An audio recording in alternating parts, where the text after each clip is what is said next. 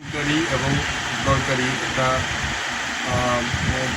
বিষয়, কারণ প্রত্যেকটা মানুষের ঘুম হইলে সে তার বডি রিফ্রেশ হয় এবং বডির যে রিসাইক্লিং আছে সেটাও ঠিক থাকে।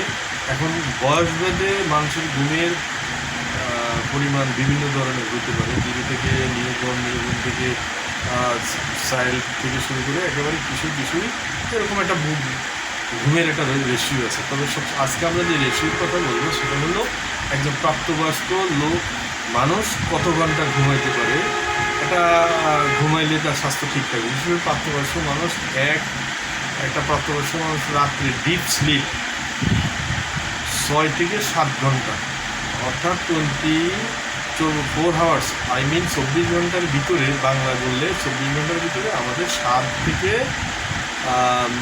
7 ঘন্টা ঘুমালে আমরা আমাদের বডির স্ট্যামিনা থেকে শুরু করে সমস্ত কিছু আবার রিফ্রেশ হয়।